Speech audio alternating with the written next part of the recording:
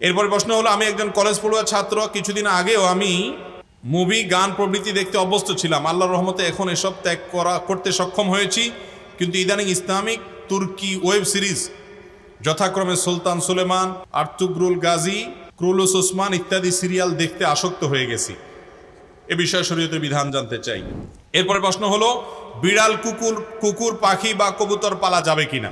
এরপরে প্রশ্ন হলো, অনেক আলেম বলে থাকেন যে এক এক নামাজের পর এক এক সূরা পাঠ করার অনেক ফজিলত আছে, যেমন ফজরের পর সূরা ইয়াসিন, মাগরিবের পর সূরা ওয়াকিয়া, এশার পর সূরা মুলক। এগুলো কি সঠিক? আমার ভাই প্রবাসী, সেখানে সে যেই দোকানে কাজ করে সেই দোকানে হালাল ও হারাম খাবার দুইটাই আছে। এই টাকা আমি এবং আমার বাবা মা খেলে আমাদের জন্য হালাল হবে কিনা। দেখুন, যদি কারোর হালাল এবং হারাম দুই রকমের উপার্জন থাকে, কিছু টাকা হালাল কিছু টাকা হারাম, তাহলে দেখতে হবে বেশিরভাগ হালাল না বেশিরভাগ হারাম। যদি হারামের পরিমাণ বেশি হয় তাহলে সেটা খাবেন না, আর যদি হালালের পরিমাণ বেশি হয়, হারাম কম থাকে, তাহলে খেতে পারেন, কিন্তু সেটা অ্যাভয়েড করতে পারলে, না খেতে পারলে ভালো, তাকওয়ার দাবি। আর যদি কেউ এরকম বড় ভাই বা বাবা তিনি উপার্জন করেন, আপনি ছোট, এখন উপার্জন করেন না, উপার্জনের সুযোগ নাই, তাহলে আপনি তার অধীনস্থ হিসাবে আপনার জন্য সেটা খাওয়া জায়েজ হতে পারে। বিকল্প উপার্জনের পথ খুঁজতে থাকবেন সেটা পাওয়ার আগ পর্যন্ত ওজর হিসাবে। এরপরে প্রশ্ন হলো, বিড়াল, কুকুর, পাখি বা কবুতর পালা যাবে কিনা। বিড়াল পালা তো যাবে, এতে কোনো সন্দেহ নাই, কারণ নবী করিম সাল্লাল্লাহু আলাইহি সাল্লাম বিড়াল সম্পর্কে বলেছেন, ফাইন্নাহা মিনাত তাওয়াফিনা আলাইকুমাত তাওয়াফাত। বিড়াল তোমাদের বাসা বাড়িতেই থাকে, এই জন্য তার ঝুঁটাকে তিনি হারাম করেন নাই।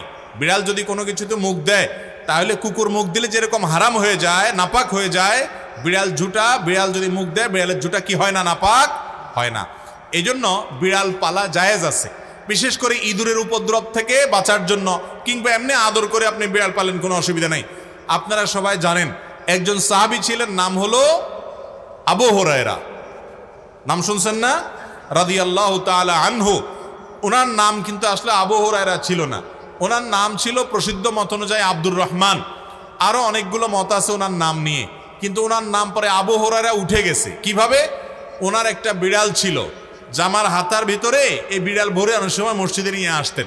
তো একবার নবী করিম সাল্লাল্লাহু আলাইহি ওয়াসাল্লাম তার ওই বিড়াল দেখে, তার সবসময় তার সাথে সাথে বিড়ালটা থাকে, এটা দেখে তাকে বললেন, ও বিড়ালের বাপ। আবু হুরায়রা মানে বিড়ালের বাপ। এরপর থেকে ওনার নাম হয়ে গেছে কি, বিড়ালের বাপ। আসলে কি তিনি বিড়ালের বাপ ছিলেন? এটা কথার কথা হয়ে গেছে, রাসূল আকরাম সাল্লাল্লাহু আলাইহি ওয়াসাল্লাম মজা করে বলেছিলেন।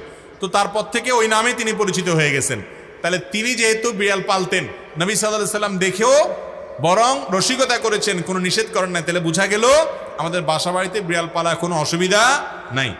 কুকুর পালার ব্যাপারে তখনই জায়েজ হবে যখন কুকুরটা পালবেন আপনি পাহারাদারের কাজে, এবং সেটা বাসা বাড়ির ভিতরে না, সামনে তার থাকার জন্য আলাদা ঘর করে দিলেন, রাখলেন, খাবারের ব্যবস্থা করলেন। উদ্দেশ্য, ঘেউ ঘেউ করবে, চোর ডাকাত আসলে আপনাকে অ্যালার্ম দিবে এবং পাহারাদারি করবে। পাহারাদারের জন্য কুকুর পালা জায়েজ আছে, শিকার করার জন্য কুকুর পালা জায়েজ আছে। আমাদের দেশ সহ পৃথিবীর সব দেশে বিভিন্ন আইন শৃঙ্খলা রক্ষাকারী বাহিনীরা তারা বিভিন্ন কুকুর পোষেন, সেই কুকুরগুলো সিকিউরিটিতে তাদের হেল্প করে থাকেন এবং তাদেরকে প্রশিক্ষণ দেওয়া হয়ে থাকে, এগুলো সবগুলো জায়েজ আছে। কিন্তু বাসা বাড়িতে কুকুর পোষা, এটা ইসলামী শরিয়ার দৃষ্টিকোণ থেকে শখের বশে কুকুর পোষা, এটা জায়েজ নয়।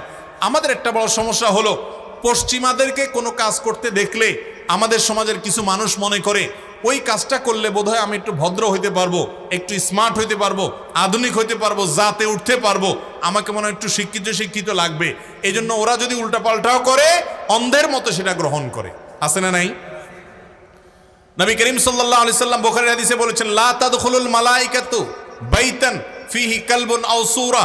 যে বাড়িতে কুকুর থাকে, শখের বশে কুকুর পালে কেউ, সেই বাড়িতে আল্লাহর রহমত নিয়ে ফেরেশতা প্রবেশ করে না। তার নবী করিম সাল্লাল্লাহু আলাইহি সাল্লাম নিষেধ করেছেন। এবং কুকুরের মধ্যে কিছু কিছু কুকুর আছে শয়তানের সুরত ধরে আসে।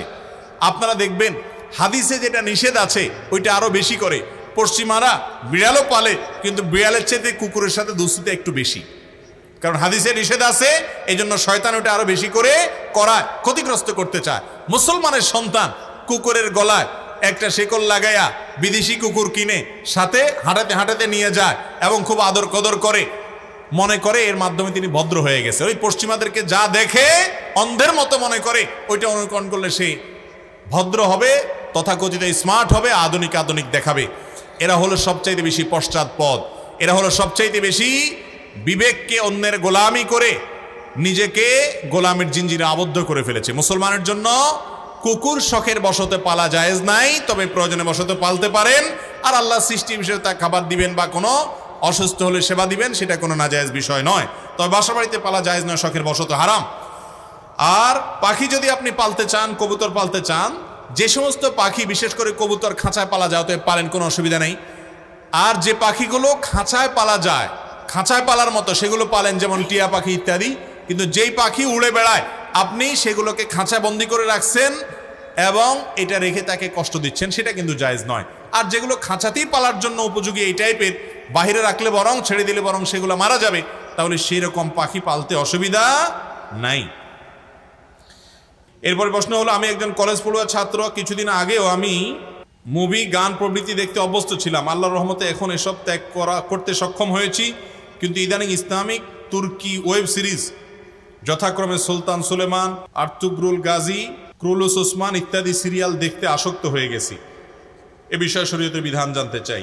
ভাইরা আমার, ইসলামের ইতিহাস জানা অনেক গুরুত্বপূর্ণ, কিন্তু ইসলামের ইতিহাস জানতে গিয়ে যদি আপনি ফিল্ম দেখতে হয়, আর সেই ফিল্মে যদি নারী পুরুষ সমান তালে অভিনয় করে এবং পর্দাহীনতা থাকে, অশ্লীলতা থাকে, সেখানে যদি মিউজিক থাকে, সেখানে যদি হারামের উপাদান থাকে, এবং সেটা দেখতে গিয়ে যদি আপনাকে হারাম জিনিস অবশ্যই দেখতে হয়, অ্যাভয়েড করার সুযোগ না থাকে, তাহলে ইসলামের ইতিহাস জানার নাম করে সেরকম ফিল্ম দেখা জায়েজ হওয়ার সুযোগ নাই। এটা ঠিক যে মুসলমানদের ইতিহাস আমাদেরকে জানতে হবে, সেগুলোর জন্য যদি এরকম ফিল্ম তৈরি করা হয় যে ফিল্মে হারাম কোনো উপাদান নাই, তাহলে সেগুলো দেখা জায়েজ আছে। এবং এ ধরনের ফিল্ম যেগুলোতে হারাম উপাদান নাই, যেগুলো মানুষ দেখতে পারে হালাল, যেগুলোতে মিউজিক থাকবে না, নারী পুরুষের মিশ্রণ এবং পর্দাহীনতার যে ব্যাপারটা সেটা যদি না থাকে, তাহলে সেরকম ফিল্ম দেখা জায়েজ আছে এবং সেটা বানানো জায়েজ আছে। কিন্তু এরকম ফিল্ম দেখার নাম করে, ইসলামের ইতিহাস জানার নাম করে ফিল্ম দেখলে সেটা গুনাহ হবে সওয়াবের পরিবর্তে। এরপরে প্রশ্ন হলো, অনেক আলেম বলে থাকেন যে এক এক নামাজের পর এক এক সূরা পাঠ করার অনেক ফজিলত আছে, যেমন ফজরের পর সূরা ইয়াসিন, মাগরিবের পর সূরা ওয়াকিয়া, এশার পর সূরা মুলক। এগুলো কি সঠিক? ভাইরা আমার, এর মধ্যে মাগরিবের পরে হোক আর এশার পরে হোক, রাত্রে সূরা মুলক পড়ার ফজিলত আছে। আর সে ফজিলত হলো, রাতে সূরা মুলক পাঠ করলে, নিয়মিত পাঠ করলে ওই ব্যক্তির কবর আযাব মাফ হবে ইনশাআল্লাহ। এর বাইরে ফজরের পরে সূরা ইয়াসিন পাঠ করার বিষয়ে বিশুদ্ধ কোনো হাদিস বর্ণিত হয়নি। যে সমস্ত বর্ণনা এক্ষেত্রে পাওয়া যায় সূরা ইয়াসিনের কে কেন্দ্র করে, সেগুলো বিশুদ্ধতার মানদণ্ডে উত্তীর্ণ নয়, সহিহ নয়, বরং দাঈফ। আর মাগরিবের পর সূরা ওয়াকিয়া পাঠ করলে রিজিকের অনটন দূর হয়, এই মর্মে কিছু বর্ণনা পাওয়া যায়। সেগুলো সনদ দিয়েও অনেক মুহাদ্দিসগণ আপত্তি তুলেছেন, তবে বর্ণনা আছে।